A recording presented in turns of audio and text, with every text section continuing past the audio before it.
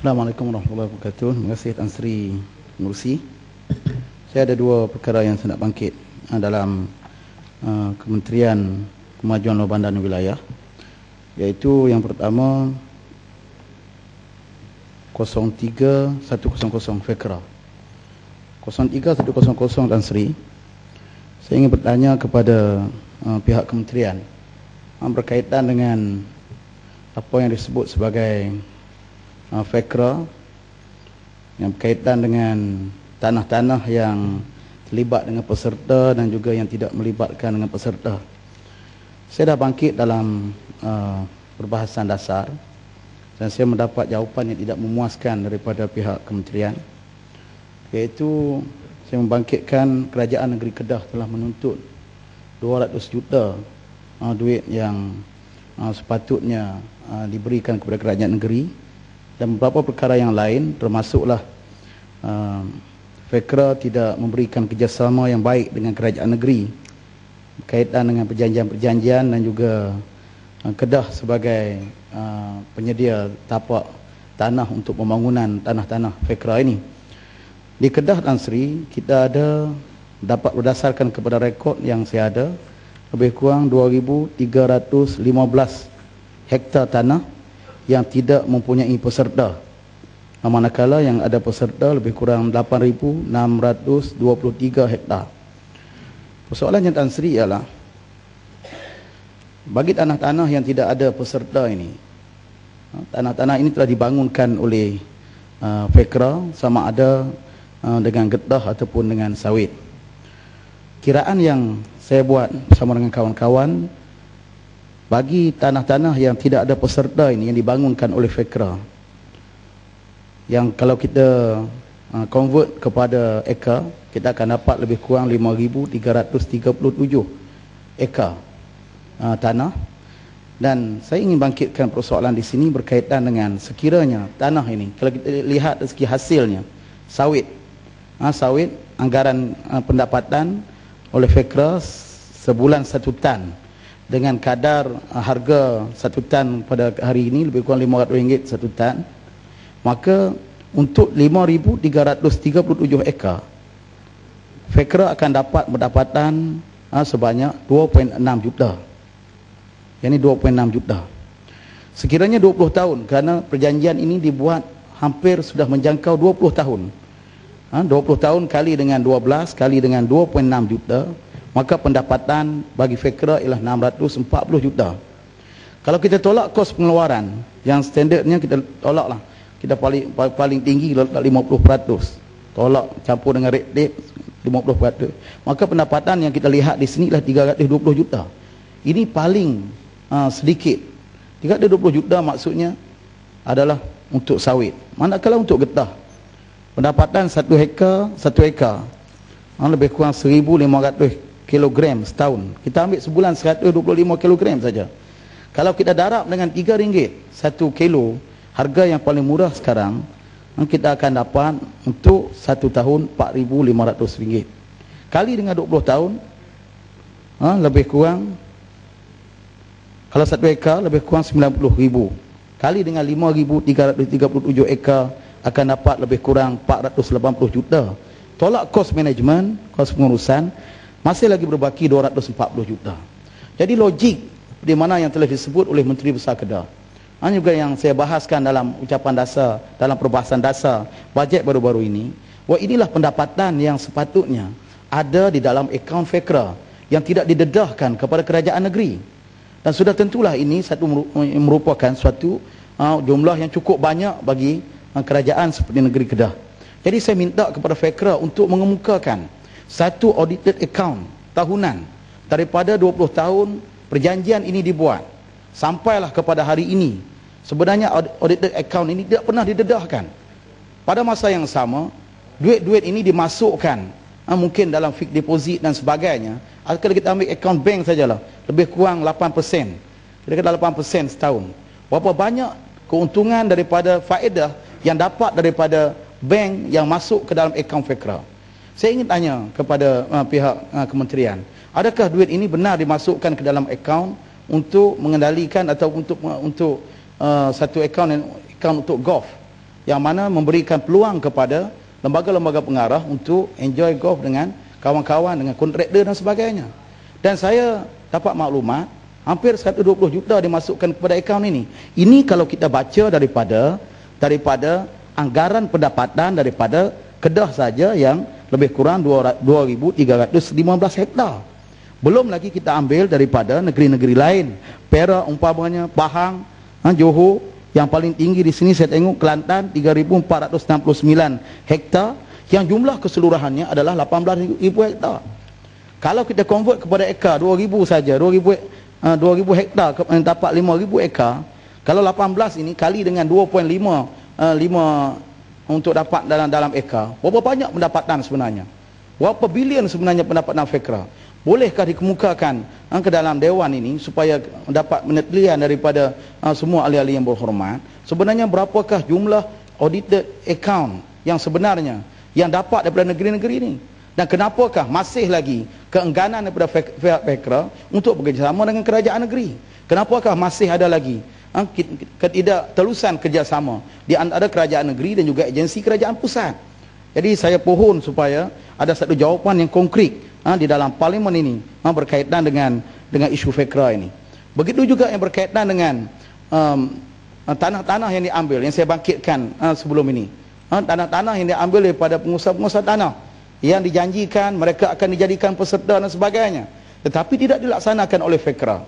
Dan kita tidak tahu sebenarnya yang mana satu. 2,315 ini ataupun dalam yang saya sebut tadi, lebih kurang 2,315 hektar ini, kita tidak tahu di manakah tempat letak duduk ladang-ladang ataupun kebun-kebun FECRA yang dibangunkan ini. Dan Seri Pengerusi, yang kedua saya nak sebut berkaitan dengan satu projek ikan hiasan, ternakan ikan hiasan yang dilaksanakan oleh FECRA di Belimbing Tolak, Kuala Nerang, Padang Terap, Kedah. Ini satu lagi projek yang cukup pelik, cukup ajaib. Projek yang bernilai lebih kurang 3 juta pada peringkat permulaannya, dan buat peruntukan tambahan akibat daripada projek tergendala sebanyak 1.5 juta, menjadikan projek ini bernilai 4.5 juta. Kumpulan sasar dikatakan ialah golongan miskin tegar di Padang Terap yang jumlahnya 200 orang. Sampai sekarang mereka belum dapat lagi hasil ataupun sumbangan daripada projek ini. Yang projek ini bagi saya cukup pelik, dan saya minta penjelasan daripada pihak kementerian bagaimana modus operandi yang dilaksanakan projek oleh FECRA ini, yang dibuat secara direct nego ataupun dan direct award, yang menyewa lebih kurang 34 ekar tanah yang sewa 20,000 setahun. Baiklah, saya tak kisah sangat itu, tapi bagaimana pemilik tanah ini juga dilantik sebagai main kontraktor untuk siapkan tapak, kemudahan projek, untuk pembersihan, merata tanah dan sebagainya. Beliau juga dilantik sebagai juru perunding ataupun konsultan kepada projek ini dengan bayaran one off. Kemudian beliau juga dilantik sebagai pembekal anak-anak ikan, pembinaan kolam akuarium, makanan ikan dan sebagainya. Dan beliau juga dilantik, Encik Ismail juga dilantik sebagai penyelaras petugas keselamatan. Dan beliau juga dilantik sebagai ejen pemasaran ikan-ikan hiasan. Katanya ada hubungan dengan pemborong-pemborong di Thailand dan sebagainya. Dan beliau juga dilantik sebagai penasihat dan pakar rujuk sepanjang pelaksanaan projek, terutamanya segala share-share tentang pembelian, pembekalan dan sebagainya. Jadi saya ingin bertanya kepada pihak kementerian, apa jadi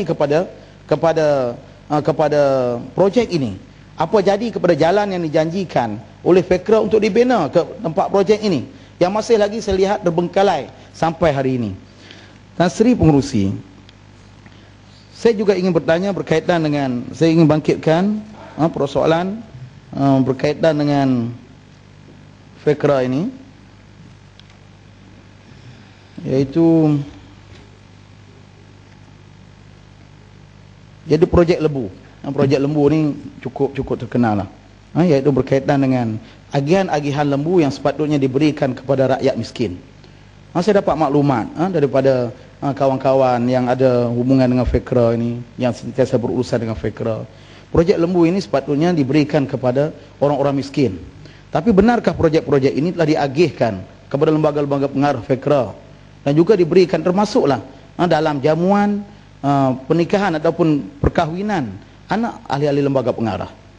Yang ini cukup besar lah. Takkan kita nak buat kenduri besar, kita terpaksa ambil lembu yang sepatutnya diperuntukkan kepada rakyat miskin untuk buat kenduri kita. Bahkan untuk korban, saya dah bangkit minggu lepas, dalam sesi lepas, korban juga diagihkan kepada pemimpin parti politik.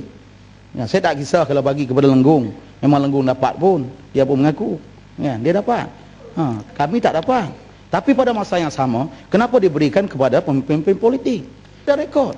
Jadi ini malulah kalau kita nak buat korban, buatlah dengan ikhlas, bagi kepada rakyat. Ini memang hak kita. Kita yang nak korban. Tak perlulah kita ambil daripada hak orang miskin untuk buat korban.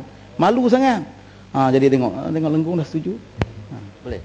Okey. Terima kasih Tuan Ketua. Lembu yang diberi itu bukan pada saya, kepada peserta FEKRA di kawasan saya. Itu kena faham. Tapi yang Berhormat sebut berkaitan dengan lembu ni, tahukah yang Berhormat bahawa kerajaan di Kedah, Kedah Corporation Berhad ni telah menandatangani perjanjian dengan sebuah syarikat yang berkalan di Australia. Berkaitan nanti dulu jap. Isu kita FEKRA. Ya ini berkaitan lembu. Sebab yang Berhormat suka merunding jari kepada orang lain. Tapi isunya ialah FEKRA. Tajuknya FEKRA. You nak mencelah. Dan Seri, saya tak bagi peluang kalau dia nak mencelah. Tapi kelemahan sendiri tak pernah melihat. Kalau nak mencelah isu FEKRA, saya benarkan. Tempoh hari saya tidak ada masalah untuk benarkan isu yang Berhormat bangkitkan langsung tidak betul. Sekarang saya bahaskan ialah berkaitan dengan FEKRA. Pemimpin yang berlatar belakang agama, tak ada masalah. parti politik Islam, Lenggong sekarang. Saya bercakap tentang FEKRA. Ini perbahasan saya ialah berkaitan dengan fikiran. Dua-dua yang berhormat dulu. Yang berhormat.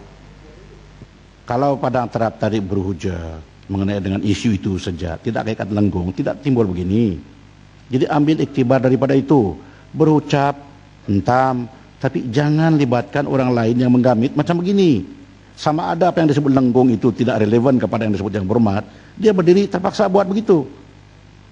Ingat ini, jangan gunakan masa itu secara sia-sia yang Berhormat. Sudah ada lalu 2 menit yang Berhormat, tapi saya biarkan saya, tak apa. 2 menit lagi, lepas itu golong yang Berhormat. Ya, terima kasih. Saya sebenarnya merujuk kepada satu butiran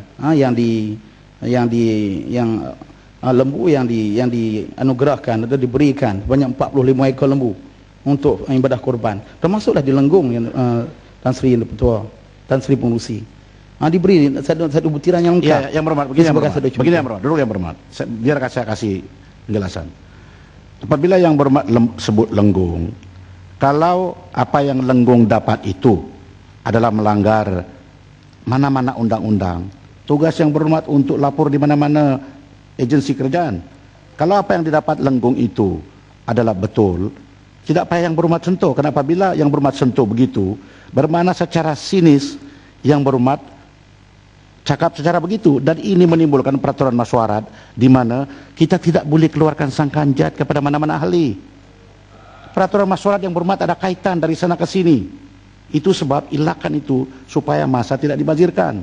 Ucapan yang Berhormat cukup cantik, tetapi jangan campur adukan dengan perkara yang menggamit seperti yang apa yang dibuat oleh Lenggong. Bagi saya tak apa-apa. Sila. Terima kasih Tan Sri. Selamatlah Lenggong, terima kasihnya.